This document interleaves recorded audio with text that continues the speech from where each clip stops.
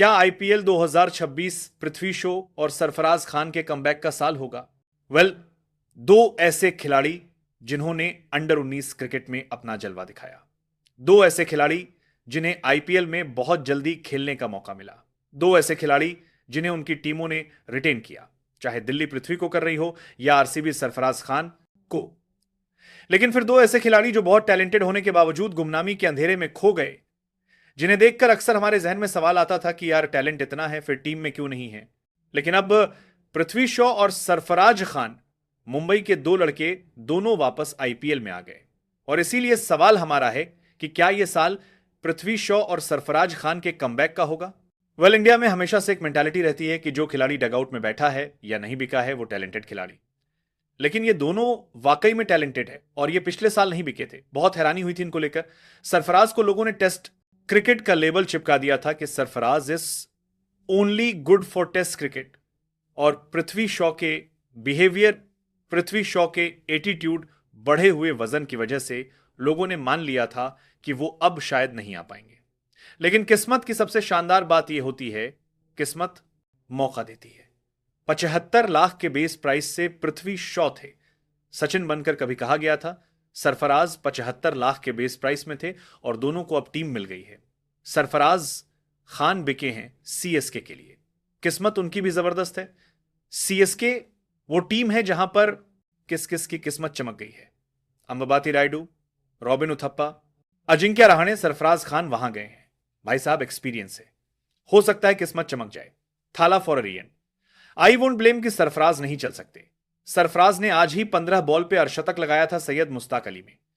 18 ball पर शतक लगाया, बड़े है। हालांकि पहले राउंड में ये अनसोल्ड, सेकंड राउंड में सोल्ड में चले गए। घरेलू क्रिकेट का इनाम इनको मिला है 7 मैच में 329 रन ठोके। राजस्थान के खिलाफ जिस दिन ऑप्शन था उसी दिन रन बनाए। 331 की स्ट्राइक रेट से बल्लेबाजी की, 22 गेंदों पर 73 रन ठोके, 6 चौका, 7 और सिलेक्शन हो गया। सरफराज खान 2015 से खेल रहे हैं। 50 मुकाबले भी खेले हैं। 22 का उनका बैटिंग एवरेज रहा है। 130 का स्ट्राइक रेट, एक अर्धशतक है। आखिरी बार 2023 में थे, बहुत खराब खेला था। 4 मैच में 53 रन थे, वो भी दिल्ली से थे। और पृथ्वी शॉ जो थे वो भी दिल्ली में थे। पृथ्वी शॉ की भी यही कहानी थी, पृथ्वी शॉ भी दिल्ली में थे। जबरदस्त प्लेयर रहे हैं, कई साल खेला है, बट अब जबरदस्त कमबैक हो सकता है। उनके सारे साथी पृथ्वी शॉ के, मतलब अभिषेक शर्मा, रियान पराग, शुभमन गिल, अर्शदीप सिंह, उनके जो जूनियर्स थे वो आज अलग अलग टीमों में टॉप, उसमें रिटेंशन हुआ है, बट इनकी वापसी 0 से हो रही है। वापस बेस प्राइस पे इन्हों खरीदा गया है। पावर प्ले के जबरदस्त प्लेयर। हालांकि इस साल इन्होंने सैयद मुश्ताक अली में इन्होंने भी अच्छा किया है।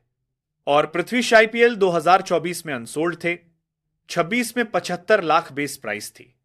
पहली बार में नहीं बिके, दूसरी बार में नहीं बिके। लेकिन आखिरी राउंड जब ऑक्शन हुआ तब पृथ्वी शॉ बिक गए और बिके। तो क्या खूब बिके कि अब चारों तरफ चर्चा हो रही है?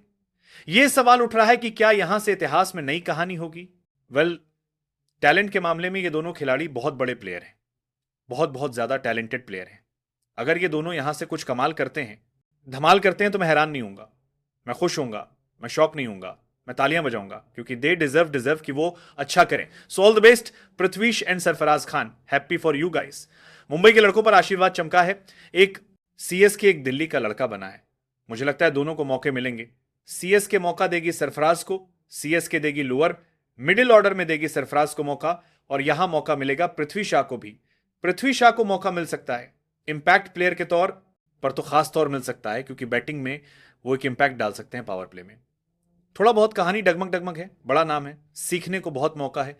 दिल्ली से ही उनकी शुरुआत हुई थी, दिल्ली से ही उनका डाउनफॉल हुआ था, और अब दिल्ली से क्या कमबैक होगा? वेल, आपको क्या लगता है? हमें कमेंट में बताएं।